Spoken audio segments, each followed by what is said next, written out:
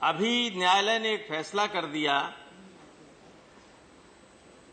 कि OBC category का candidate OBC category में ही जाएगा। अगर मान लीजिए वो टॉप करता है, वो तब भी ओबीसी में जाएगा। तो आपने एक तरीके से न्यायालय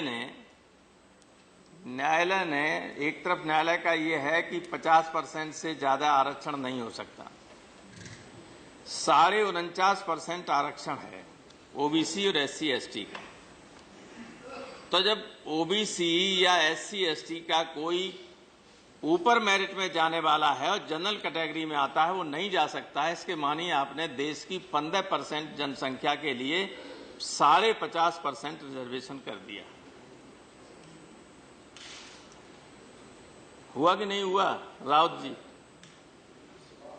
15% आबादी के लिए 50.5% आरक्षण और 85% आबादी के लिए 49.5% आरक्षण।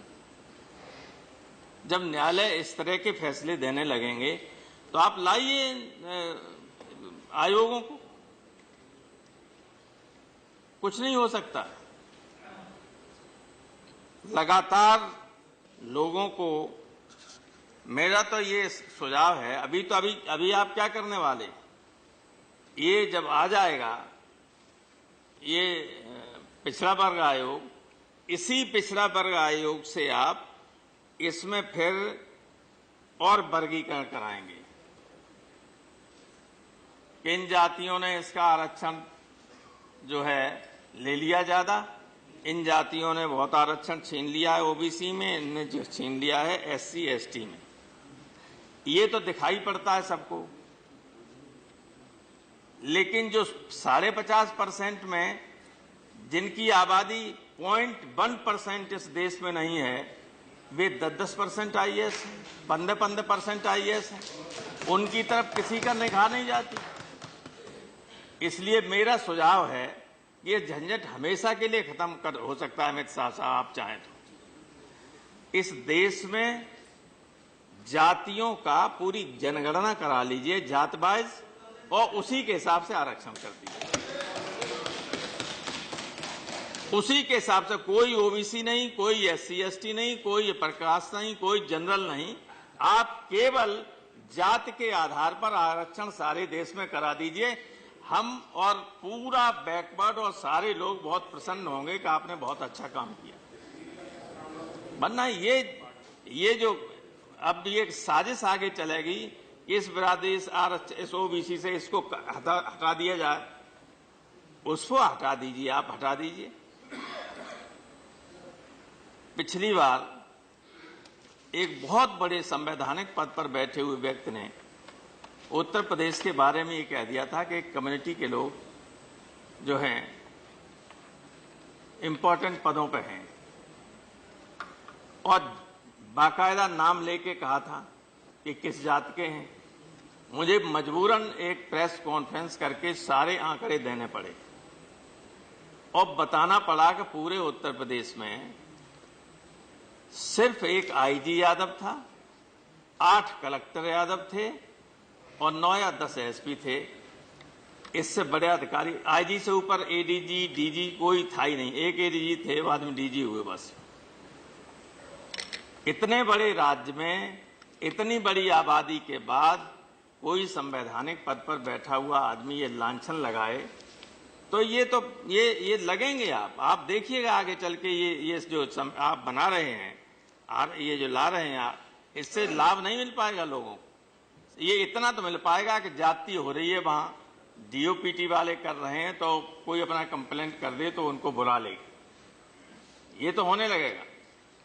लेकिन जो असली जड़ है, जहां से सारी गड़बड़ियां शुरू होती हैं, आपकी इच्छा के खिलाफ भी फैसले कर देते हैं, उस जड़ में ये मंत्री जी बैठे हुए हैं। वहां आरक्षण कीजिए, न्यायपालिका पे आरक्षण कर दीजिए। न्यायपालिका में जब तक इनके हितों की रक्षा करने का वाला नहीं होगा कोई, तब तक आप कुछ भी करते रहिए, इन्हें न्याय नहीं मिल सकता। रामगोपाल जी, वरना ये बताइए, एक सेकंड सर, मेरा कितना भी टाइम है और 1 मिनट है। अब 1 मिनट है, 1 मिनट में बहुत कुछ कहा जा सकता है। ठीक सर, न्यायपालिका ने ये जो मैं ये कह रहा हूं, इसलिए कह रहा हूं कि कुछ भी आप करना चाहें, कर नहीं पाएंगे, तुरंत फैसला दूसरा आ जाएगा। भाई तो आप लोगों की कैबिनेट के फैसले को बदल देते हैं लोग। 13 जजों का फैसला, इंदिरा साहनी केस का तो सबसे बड़ा बेंच थी, उसका फैसला था, उसी का फैसला था ये आरक्षण वाला, और ये कह दिया कि ये लोग नहीं जा पाएंगे जनरल कैटेगरी में। ये एक जज का फैसला था, वो भी हाई कोर्ट का था। हाई कोर्ट का एक जज सुप्रीम कोर्ट के 13 जजों की बेंच के खिलाफ फैसला दे सकता है और वो लागू हो जाता है। तो इस पर विचार कीजिएगा।